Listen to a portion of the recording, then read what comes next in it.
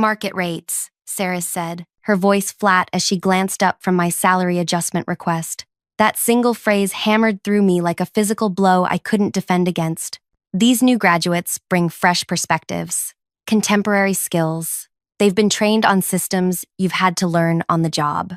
7 years. 7 years I had spent building the foundation of her company, working 60-hour weeks, creating the training programs these fresh perspectives were now benefiting from. But they're making 50% more than me, I managed, my voice barely above a whisper. An email had been accidentally forwarded to me, a compensation breakdown for the new hire cohort. The numbers had burned into my retinas. I designed the product architecture they're using. I wrote the manuals they're learning from. Saris leaned forward, her expression unchanged. Amira, the market has shifted. Your compensation reflects when you were hired, not current conditions. We value your contributions, but this is business, not personal.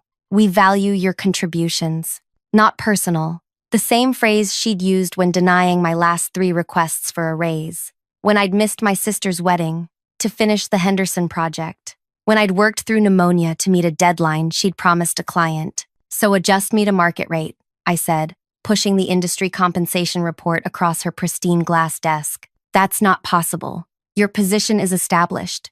The budget is allocated. Then, promote me. My performance reviews are excellent. Yes, but there's no opening at the next level currently. She closed my folder with a decisive snap. This is how business works. Accept it, or there's the door. The world tilted sideways. 7 years of loyalty reduced to an ultimatum in a 10-minute meeting that I could tell she was already mentally checking out of. I need to think about this, I said, standing on unsteady legs. Take the weekend, Saris replied, already reaching for her phone. But I'll need your decision Monday. The product roadmap meeting is at 9, and I'd like clarity on staffing. I walked out of her office, past the row of new hire cubicles where laughter floated above the partitions. In the bathroom, I stared at my reflection, a woman I barely recognized anymore. Dark circles under bloodshot eyes, hair hastily pulled back, the same blouse I'd worn Tuesday because I hadn't had time to do laundry. That night, as I scrolled through years of emails from Saris, need you to handle this. Can you stay late? Weekend work required. I found something that changed everything. Something that would make arriving early Monday morning worth every second of the 7 years I'd given her. Before we continue, if you're enjoying this story, please hit the like button and subscribe to the channel for more content like this. Your support means everything, and it helps these stories reach others who might need to hear them. Drop a comment letting me know if you've ever been in a similar situation.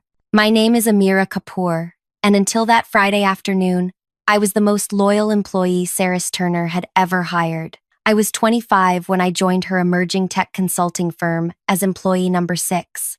Now, at 32, I'd watched the company grow to over 200 people, with offices in 3 cities. I'd been there when we couldn't make payroll and Saris had asked us to defer half our salaries for 2 months. I'd been there when our first major client threatened to pull their contract, and I'd spent 4 days straight rewriting specifications to save the relationship. I'd been there when Saris's mother died, and I'd managed both our workloads for weeks without complaint. During those early years, Saris had felt like family. We're in this together, she'd say during late nights when we'd order takeout and strategize about the company's future. When we make it, we all make it. But success changed things. Or maybe it just revealed the truth that had always been there. When the company hit its first million in revenue, Saris bought herself a Tesla. When we hit 10 million, she purchased a vacation home. My salary had increased by just 12% over 7 years. Despite the company's exponential growth, each time I'd asked about advancement, the answer was always some version of soon, or next quarter, or after this project. I'd believed her. That was the hardest part to swallow. I'd actually believed her. But as I sat in my 1-bedroom apartment that Friday night, the same apartment I'd had when I started because I still couldn't afford to move, something broke inside me. Not in a way that meant defeat. In a way that brought clarity. The email I'd found was from 3 years ago. Saris had written to our CFO, Amira's compensation. Keep her at current level. She's too valuable in her position to promote, and she's unlikely to leave. She's emotionally invested in our story. and the sunk cost is too high for her to walk away. Standard 2% annual adjustment only. They had been deliberately underpaying me because they thought I wouldn't leave, because I was emotionally invested, because my loyalty was a weakness they could exploit. I called my best friend Darian, who worked in HR at another company. That's wage suppression, he said immediately. And if they're doing it to you, they're probably doing it to others. Do you have access to the compensation database? No, I said, but I know someone who does. Penn had been our IT manager for nearly as long as I'd been there. He'd always had a soft spot for me after I'd helped him implement the company-wide system upgrade when his assistant quit mid-project. I need a favor, I told him when he answered my call. And before you say no, I want you to know it's about something wrong happening at the company. There was silence on the line. Then, this sounds like the kind of conversation that should happen in person. Meet me at Barlow's in 30 minutes. Barlow's was a dive bar, 3 neighborhoods away from any place company people would go. When I arrived, Penn was in a back booth, nursing a beer. You sounded serious, he said as I slid into the seat across from him. I am. I showed him the email from Saris to the CFO. His expression darkened as he read it. That's messed up. I think it's happening to others too. I need to know. Penn studied me for a long moment. What exactly are you asking me to do? I need the compensation data. For everyone who's been there more than 2 years, compared to new hires in similar roles. He took a long drink of his beer. That's not just against company policy. That could be illegal. So is intentionally suppressing wages based on the assumption that employees won't leave because of emotional manipulation. Penn's fingers drummed on the sticky table. Finally, he said, I can't give you access, but I might be able to run a report for my own audit purposes. He gave me a meaningful look. Sometimes I leave my audit reports in a shared folder temporarily before moving them to the secure server. By Sunday morning, I had the data, and it was worse than I'd imagined. Every employee who'd been with the company more than 3 years was being paid significantly less than market rate, on average 40% less. New hires were brought in at market or above. The longest tenured employees were the most underpaid. And there was more. Emails between Saris and the executive team referred to this as their retention cost management strategy. They had identified employees who demonstrated high company loyalty indicators and deliberately kept their compensation below market, betting on emotional attachment and career inertia to keep them from leaving. My hands were shaking as I compiled the information. This wasn't just about me anymore. This was about dozens of people being systematically exploited. I had a decision to make. I could walk away, find another job at market rate, and leave Saris and her company behind. Or I could do something that would change everything. I chose the latter. Monday morning arrived with a clarity I hadn't felt in years. I woke at 4:30 a.m., dressed with purpose, and drove to the office while the world was still dark. The security guard, Vicente, raised an eyebrow as I swiped my badge at 5:15 a.m. Early bird today, Amira? He asked. Big presentation, I replied with a smile that felt completely new on my face. Not forced, not exhausted, determined. The building was empty, exactly as I needed it to be. I went straight to Saris's office, the corner suite with floor-to-ceiling windows overlooking the city she so often bragged about during client meetings. I placed a sealed envelope on her chair, not on her desk, where an assistant might find it, but directly on the chair, where only she would see it when she sat down. Inside was a single page with 3 things: my resignation effective immediately, a copy of her email about keeping me underpaid, and a USB drive containing the compensation analysis. But I wasn't done. I returned to my desk and opened my laptop one last time. The email I'd drafted the night before was addressed to every employee who'd been with the company more than 2 years, 47 people in total. The subject line read, "Why you're being underpaid, the truth about our compensation strategy." My finger hovered over the send button. Was I really going to do this? Burn every bridge? Expose the company I'd helped build from the ground up? Then I remembered Saris's words. Accept it, or there's the door. I pressed send. After that, I walked through the office one last time.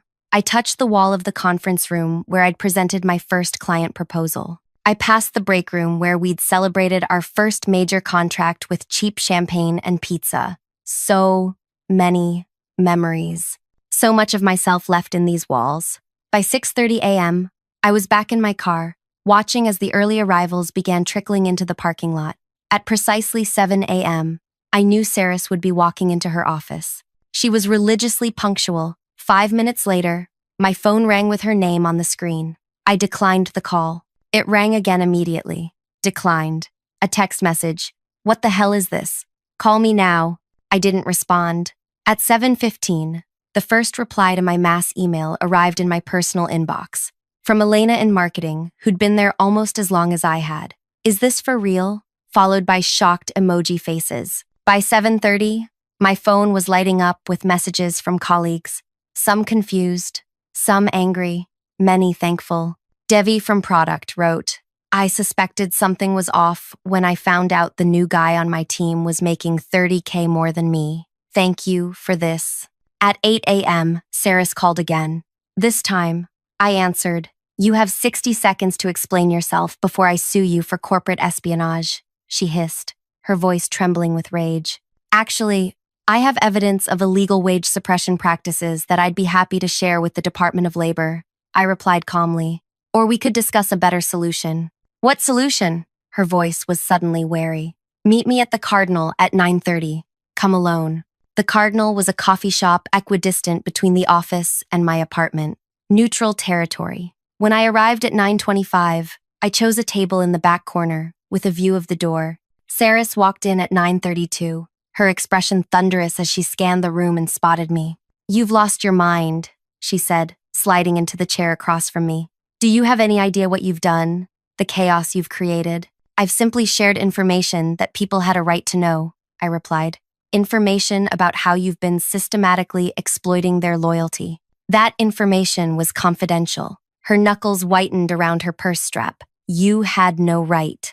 Like you had no right to deliberately suppress wages while telling people you valued them, while building a company culture around family and togetherness. That was really just a trap to keep people working for less than they deserved. Her jaw tightened. It's standard business practice to manage compensation costs.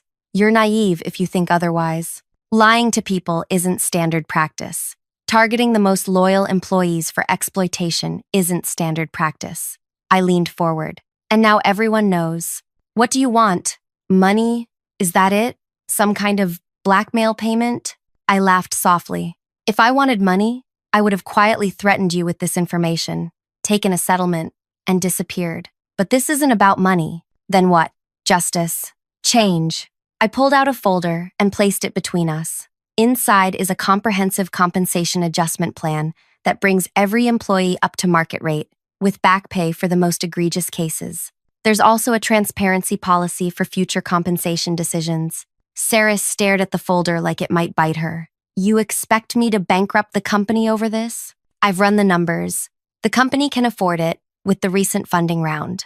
It would reduce executive bonuses for 2 quarters. Nothing more. I pushed the folder closer to her. Implement this plan by the end of the week, and I delete all copies of the data I've collected. I say nothing further. The company survives with some bruised egos and a valuable lesson. And if I refuse, then by this time tomorrow, your investors, clients, and the Department of Labor will all have copies of everything I found. Your choice. Saris's face flushed with anger. You ungrateful little... Careful, I interrupted. Remember which one of us has leverage here. She grabbed the folder and stood up. I need to review this with legal. You have until 5 p.m. tomorrow. After that, my lawyer sends the evidence package I prepared over the weekend. As Saris stormed out, my phone buzzed with a message from Penn. Emergency all hands called for 11 a.m. What did you do? I didn't respond. Instead, I drove home and waited. By noon, messages were flooding in from colleagues at the all-hands meeting. According to Devi, Saris had announced a comprehensive compensation review due to recently identified inconsistencies in their pay structure. She promised adjustments would be made by the end of the week. That evening, I received a formal email from the company's legal team confirming my resignation had been accepted and requesting I sign an NDA in exchange for a separation package equal to 6 months' salary. I declined the offer. The next morning, 3 more employees resigned. By the end of the week, the number had grown to 12, all long-term underpaid staff who'd found better opportunities elsewhere now that they knew their true market value. 1 month later, I was having lunch with Elena, who'd recently left for a director position at another company with a 70% salary increase. "Did you hear?" she asked, eyes wide with gossip. The board forced Saris to step down. The exodus continued after we left, almost 20 people in total. They lost the Hendricks contract because the entire team that serviced it quit. I sipped my water. I hadn't heard. And that's not all. Elena leaned closer. The remaining employees formed a committee and demanded the company bring in a compensation consultant to create an entirely new, transparent pay structure. The board agreed to all of it. "Good for them," I said. Rumor is Saris tried to blame it all on the CFO, but then someone leaked emails proving she was the architect of the whole strategy. Elena gave me a knowing look. "Any idea who might have done that?" I shrugged innocently. "No idea. The truth was, I hadn't needed to leak anything further. The initial revelation had been enough to start an unstoppable cascade. Once people know they're being taken advantage of, they don't just get angry, they get motivated." Meanwhile, I'd received 4 job offers within 2 weeks of leaving, all at proper market rates. I'd accepted the most interesting one, a position that actually recognized my experience and compensated me accordingly. But the real victory came 6 weeks after my resignation. I received an email from the company's new interim CEO, their former COO, Nathan, asking if I would consider returning as head of product strategy with a compensation package nearly double what I'd been making. "We've implemented all the changes you proposed," the email read, "and we're committed to building a truly fair and transparent organization. Your insights were painful but necessary medicine. We'd like you to help us rebuild the right way." I considered the offer seriously. Part of me wanted to return triumphantly, to see the changes I'd forced into existence, but another part knew that some bridges, once burned, should stay burned. I drafted a polite decline, recommending they promote Teresa from within, a brilliant strategist who'd been overlooked for years and who, according to my sources, had been a key leader in the employee committee, demanding change. That evening, I sat on my balcony watching the sunset, feeling a strange mixture of vindication and sadness. I'd loved that company once, had poured my heart and soul into it. The betrayal still stung, but less sharply now. My phone lit up with a text from Penn. "You left something major out of your resignation letter." "What's that?" I replied. "That you were actually the most valuable person in the entire company. Chaos theory proven. Remove one critical element and watch the system collapse." I smiled and set down my phone. The revenge had never been about destroying the company. It had been about forcing change that would have never happened otherwise. About refusing to accept being undervalued and exploited. About standing up not just for myself, but for everyone who had been manipulated into accepting less than they deserved. Sometimes the most powerful thing you can leave behind is the truth. The next day, I received one final message that proved the impact of what I'd done reached far beyond that one company. It was a LinkedIn message from someone I didn't know. "You don't know me, but I work at a company where your story has spread like wildfire. Today, our CEO announced a comprehensive compensation review to ensure internal equity. Thank you for starting something that's bigger than all of us." That LinkedIn message was just the beginning.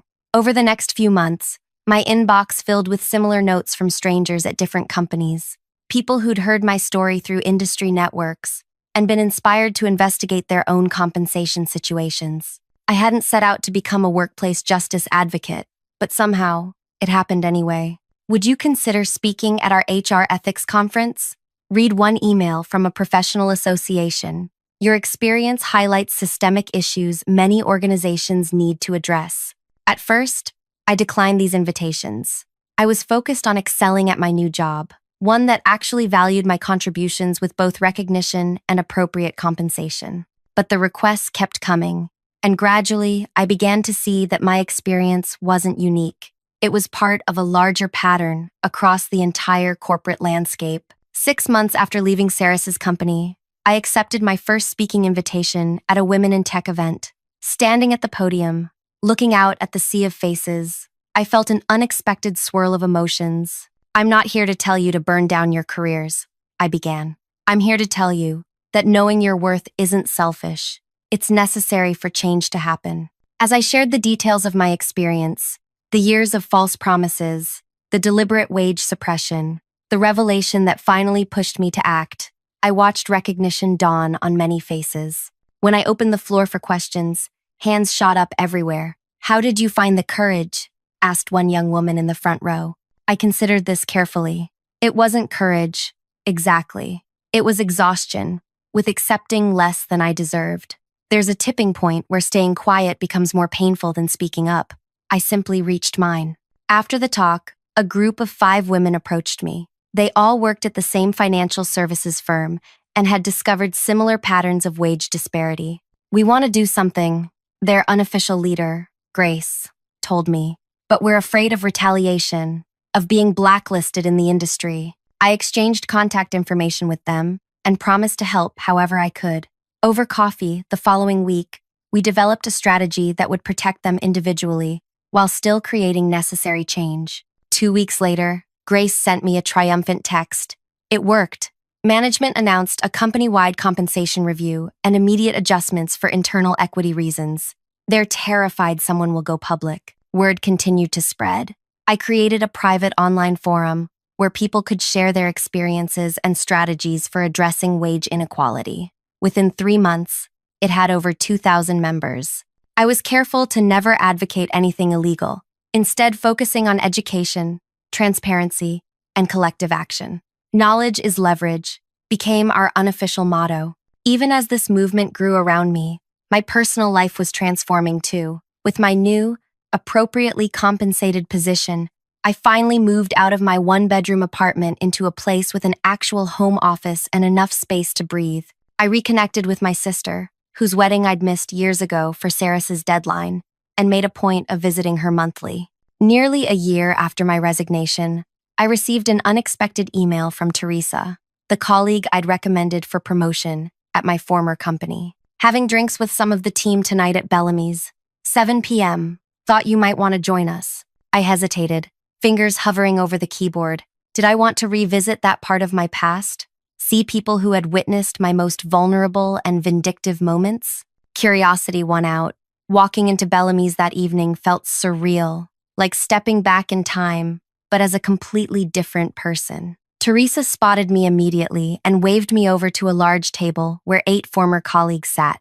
"The legend herself," Penn called out, raising his glass as I approached. "The woman who brought down an empire with a single email. The empire seems to be standing just fine," I replied, sliding into an empty chair. "Different empire," Elena clarified. "Better one."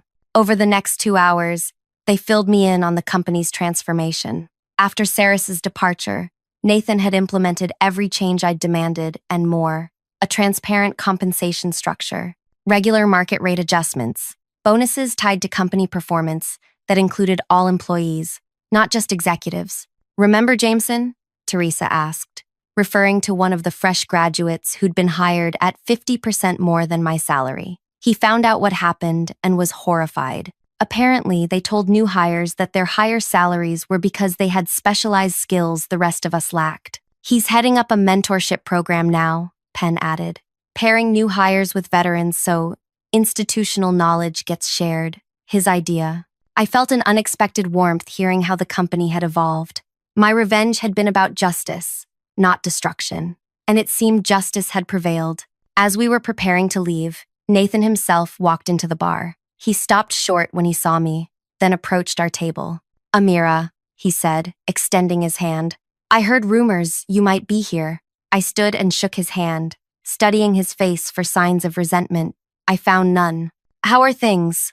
I asked neutrally. "Better, different, harder in some ways, easier in others." He glanced at the group, then back to me. "Would you have a moment to chat privately?" At a small table away from the others, Nathan got straight to the point. "What you did," he began, then paused to choose his words carefully. "It was necessary, painful, but necessary. I wanted you to know that I see that now. I wasn't trying to burn everything down," I said. "I know. You were trying to fix what was fundamentally broken." He twisted his drink slowly. "The board brought in consultants to review everything after the exodus. Do you know what they found?" I shook my head. That if we'd continued on Sarah's path, we would have eventually imploded anyway. Constant turnover of institutional knowledge, declining product quality, cultural toxicity. He met my eyes directly. You didn't destroy the company, Amira. You saved it. Something tight in my chest loosened at his words, a knot of doubt I hadn't realized I was carrying. There's something else, Nathan continued. Saris is starting a new company. She's been approaching our clients, our employees. Same promises, same vision. And you're telling me this because people should know who they're really dealing with. History shouldn't repeat itself. He slid a flash drive across the table. All the documentation from our internal investigation. Legal says we can't publish it, but there's no rule against me giving it to a private citizen. I stared at the small device. What am I supposed to do with this? Whatever you think is right. He stood to leave. You've proven you have good judgment about that. That night, I stayed up late reviewing the files Nathan had given me. They included everything: internal communications, compensation analyses, exit interview data, painting a comprehensive picture of systematic exploitation that went beyond even what I'd uncovered. The next morning, I made a decision. I wouldn't directly expose Saris again. Instead, I would use this information to create something more lasting, a framework for identifying and addressing compensation inequity that companies could implement proactively, a guidebook for employees to recognize warning signs, resources for those facing similar situations. 3 months later, I published an anonymous case study based on the data, changing all identifying details, but preserving the patterns and strategies. It quickly became required reading in business ethics courses at several universities. 18 months after my resignation, I received an invitation to speak at a major industry conference about transparency and equity in corporate compensation. On the speakers list, directly after my session, was Saris Turner herself, presenting on building smart compensation strategies. When I saw her name, I laughed out loud. The universe had a sense of humor, after all. I accepted the invitation. On the day of the conference, the room was packed for my session. As I discussed the importance of fair compensation practices and the business case for transparency, I noticed Sarah slip into the back row midway through. Our eyes met briefly. She didn't look away. When I finished to enthusiastic applause, I gathered my notes and stepped down from the podium. As I moved toward the exit, Saris intercepted me. Impressive presentation, she said coolly. Very idealistic. Thank you, I replied. I'm looking forward to your session. I assume you'll be covering how undervaluing experienced employees leads to company implosion? Her expression hardened. You have no idea the damage you caused. Actually, I do. The question is whether you've learned anything from it. Before she could respond, a young woman approached us, her conference badge identifying her as an HR director at a growing tech firm. Miss Kapoor, your talk was incredible. Would you consider coming to speak to our leadership team? We're revamping our compensation structure and could really use your insights. I smiled. I'd be happy to. Here's my card. The young woman thanked me and walked away. Saris watched her go, then turned back to me. You've made quite a name for yourself from all this, she observed, her tone suggesting I'd somehow profited from wrongdoing. That wasn't the goal, I replied honestly. The goal was change. It still is. For a moment, I thought I glimpsed something like regret in her eyes, quickly masked by her usual composure. Well, she said briskly, I should prepare for my session. As she walked away, I felt the final weight lift from my shoulders. I no longer needed her approval, her recognition, or even her remorse. My worth wasn't defined by her assessment or anyone else's. 2 years after placing that envelope on Saris's chair, I published a book about workplace equity that became a bestseller. I started consulting with companies committed to building fair compensation structures. And most surprisingly, I found myself mentoring young professionals on how to advocate for themselves from the beginning of their careers, rather than after years of exploitation. The greatest revenge wasn't bringing Saris down or exposing the company's practices. It was creating lasting change that would prevent others from experiencing what I had endured. That envelope I left on her chair didn't just change my life, it started a ripple effect that continues to expand. And in the end, that's worth far more than the salary I was denied for all those years. Thank you for staying with me through this entire story. If you found value in hearing about my journey, please hit that like button and subscribe to the channel. Your support helps these important conversations reach more people who might be experiencing similar situations. Share your thoughts in the comments below. Have you ever had to stand up for your worth in the workplace? What happened? Let's keep this conversation going, because change happens one brave action at a time.